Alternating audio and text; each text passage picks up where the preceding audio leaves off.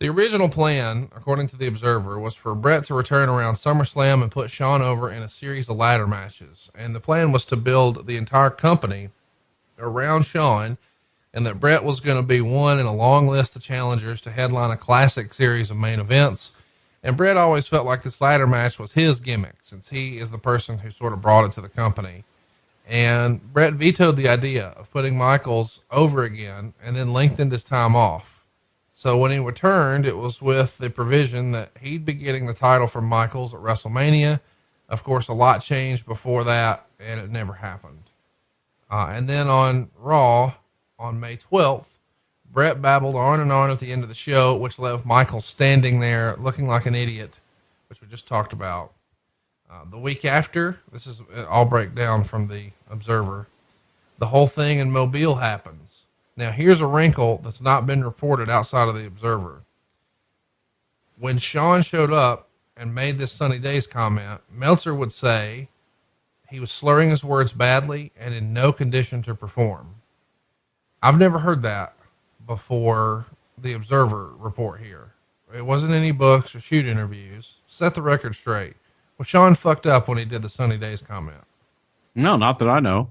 No, absolutely not. I can tell you one time Shawn was screwed up when we did a remote at Jose Lothario's house one time, and he and Austin were screwed up and been drinking all day and slurring on their promos there, but no. Meltzer wrote, the enigma of being arguably the most talented performer in American rings and seemingly being ill-equipped emotionally to handle the spot his talent has gotten him came out once again in recent weeks. Would you feel like that's an accurate description of Shawn? I mean, at this time, he's got to be the top guy, but I thought being ill-equipped emotionally to handle the spot that his talent has gotten him. Wow. That's a pretty apropos deal there. He was. He really was.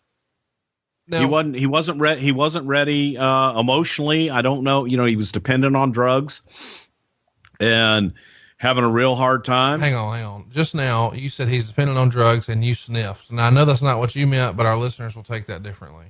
No. Yeah. I just sniffed. No, I'm just saying that he's taking prescription pills and he's drinking. Taking prescription pills. He's overcompensating. Yes. And he's overcompensating, and that's what everybody's worried about him doing. But yeah, I just don't think that mentally he was ready for it. You're right. Meltzer would write, Michaels became at odds with Vince McMahon by demanding a new contract, one that would put his pay at the same level as his rival, who fell into a bidding war and came out with it with the most lucrative guaranteed money contract in WWF history. When McMahon turned down his demands, he gave his notice, wanting to join his, quote, real friends in WCW. He had 4 years remaining on his contract, so McMahon refused, and the general attitude during the week was they had no idea where Michaels' head was, and contingency plans were being made both for television and pay-per-views, along with house shows, in case Michaels decided not to show up. And there were reports that Michaels had a contract in his clause that was to guarantee him the status of being the highest paid wrestler in the company. Of course, that rumor is out there because that's what Hall and Nash got. But to the best of my understanding, that was not the case. The feeling during the week seemed to be that if Michaels were to quit the promotion, that they would do everything they could to enforce the contract and make him sit out the next 4 years rather than go to WCW.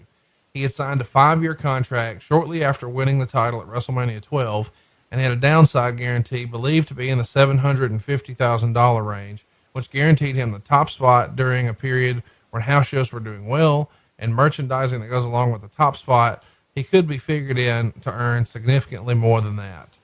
So chat me up here. Do you remember him demanding a new contract? And to the best of your recollection, was he about $750 at the time before he asked for that? Shawn was doing well, and I'm not going to give you numbers, but I do remember Shawn's whole thing was, I want to leave. I don't want to be here anymore. You've got Bret, go take Bret. And he was kind of like a petulant child. He goes, my friends are down south and I just want to go down. I want to be with my friends. They're willing to pay me what I'm worth. And they're willing to pay me. If they were willing to pay Bret Hart all that money, imagine what they'll pay me. And I do, God, I remember specifically, just let me go be with my friends.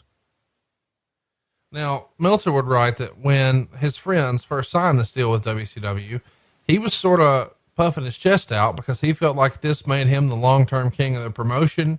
And he's even bragging that the opposition couldn't afford to pay him what he was making.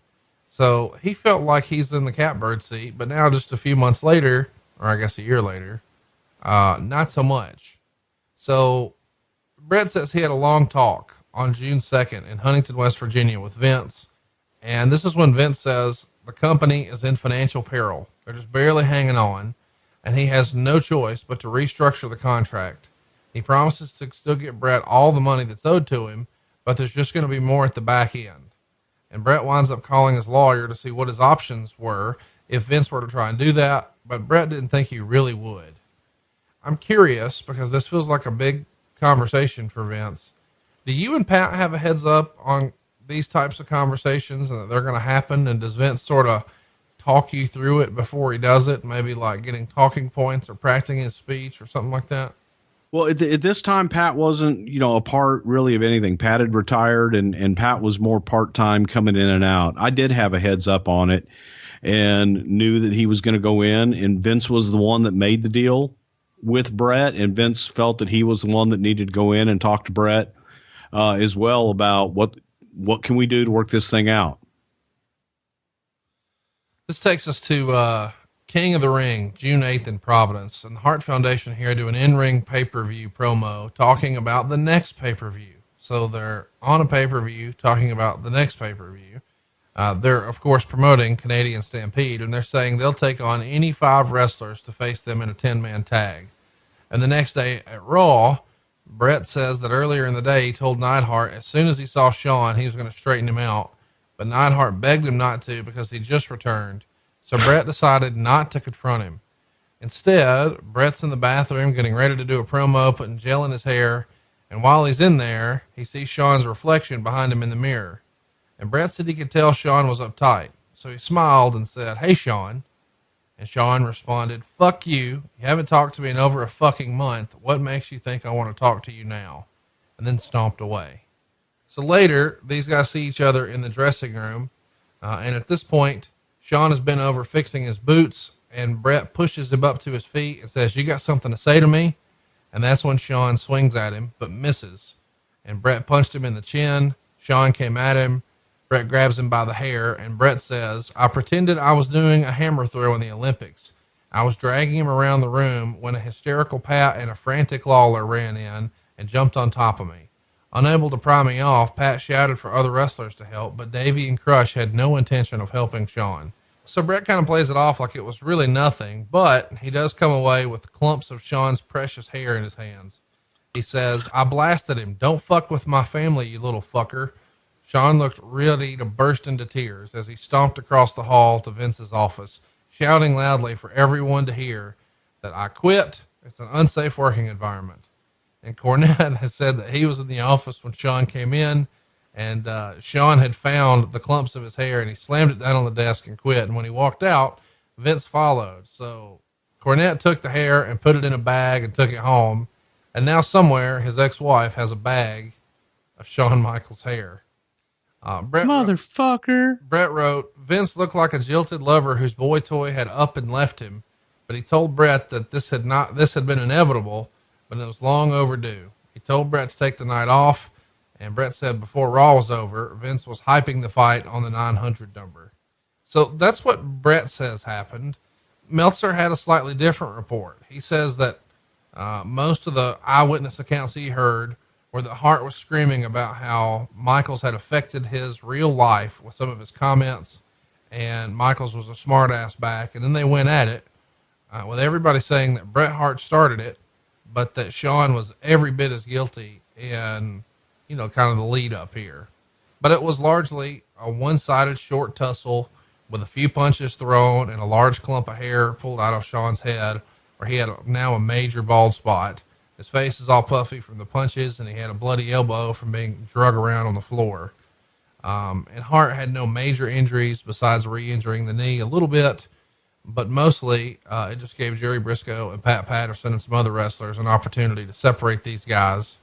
Shawn was out of the building by 7:57 before the show ever went on air. and Brett left around 8:30. Had Shawn stuck around, he was supposed to wrestle Brian Pillman in the main event. And Michaels was going crazy after this in the arena, in the parking lot, on the phone, saying he's never coming back. He's never working here. It's an unsafe working environment. So probably the most famous backstage fight in WWF history, certainly up there. I mean, 2 main eventers. What can you tell us about this? You were here. I was in the office with Cornette and Vince. I was there when Shawn walked in with the clumps of hair in his hand and slammed his hair down on the desk in there, and Vince's, or on the table in Vince's office. And the only thing that I remember, the key phrase out of the whole thing was unsafe working conditions. And I think everybody's ears kind of perked up with that I'm going, oh boy, here's a lawsuit. But from there, Pat came in and Pat was just so blown up. Oh my God, it was terrible. They locked in, and the Brett had the hair, and he just pulling his hair out, and he reached down, and the big and the hair's everywhere. And they went through an acoustical wall that had the acoustical foam on it. They went through one of those walls into the shower, into the bathroom, and it was more of a probably a couple punches thrown, and then Brett kind of locked in on the hair. They went down, and then they got pulled apart. But yeah, Shawn was just absolutely going insane. Now, we're in the office, and we have no idea that this is happening. And so when Shawn comes in, it's like, you're looking at him, and his face is a little red and everything. And he's standing there with his hair, and it's all frizzy and all out. And he's just going absolutely batshit. And we're thinking, what the hell happened? And then, he's leaving, he stormed out. And then Vince, we all kind of walked out to go find out what happened. And then Pat came up to us, and he was all out of breath. And we were like hoping Pat wasn't having a heart attack. And then found Brett and Vince talked, but Brett was more, and I heard more of, that Brett was kind of the instigator, but yet Shawn bowed up and jumped back in his face, and that they both were, in my opinion, from hearing everything, both guys were equally at fault. But Brett was just so, calm isn't the word, but just even keel afterwards. On June 10th, McMahon sent an internal memo out to WWF executives saying, last night in Hartford, Shawn Michaels breached his contract by refusing to perform. We're hopeful Shawn will reconsider his position and return to work. Shawn has 4 years to go on his 5-year contract. The door is open for Shawn to return under the terms of his contract. Of course, Meltzer published this and says it becomes clear to him that Michaels isn't going to be on any future house shows or TV shows, at least for the foreseeable future. This is kind of funny to me. I don't know why, but he sends a memo out the next day, and it's an internal memo, and he's referring to Shawn Michaels and a real life contract by using his kayfabe name. What an interesting business pro wrestling is. What did an internal memo look like back then? Did Vince just type the letter and have it printed and sign them all, and then his secretary brings them around and slides them under everybody's door? What's that process look like? I'm trying to think if we were in the computer age at that point. I think we were actually in the computer age at that point. So he would email it to everybody? It was probably an email at that point. Yeah. So his assistant probably would have typed up the email and sent it out, or it came from McDivitt or one of the legal folks. I don't know why. But we had to do that. So it's a CYA, you cover your ass. Again, that key phrase that made everybody perk up: unsafe working conditions. No, I get it. I get that you have a legal thing you have to respond to, but you're responding to a legal thing with a kayfabe name. It would be like if Netflix, when they fired Kevin Spacey, said Frank Underwood is no longer going to like, dude, say Kevin Spacey. What are you talking about? Well, half the people in the office probably wouldn't have known who Michael Higginbottom was. I go, who's it? Is this a new guy? It's just hilarious to me to think about, like what if Sylvester Stallone walked off a movie? Rocky Balboa has to return to work. Brett said that Shawn came back on July 3rd because Vince had threatened to stop his $15,000 a week checks. Meltzer wrote of it. Michaels' attorney sent the WWF a letter saying that he hadn't breached his contract. He was injured in the fight with Hart, claiming both knee and neck injuries, and he's unable to wrestle for 4 to 6 weeks. He requested a meeting with McMahon in San Antonio on June 19th for both sides to settle their differences, and the WWF was now making plans as if Michaels will return back to work in the latter part of July. It seems like from a storyline standpoint to keep Michaels and Hart apart, so it isn't likely they're going to turn this into an angle for SummerSlam just due to the match and these guys having problems in real life. How did Vince handle getting Shawn to come around? When he gets this letter, does he just take a big sigh of relief and say, okay, let me just go kiss his ass a little and we'll get everybody back together? Vince was pissed, and it was Vince and Jim Ross that went down and met with Shawn, and it was Shawn and his lawyer and his dad that met. I remember Vince telling me, he goes, I'm going to bring JR. He'll make a better witness than you. I was like, great. I don't have to be involved in it. But they went down and Vince was at the point where he was getting fed up with Shawn's antics.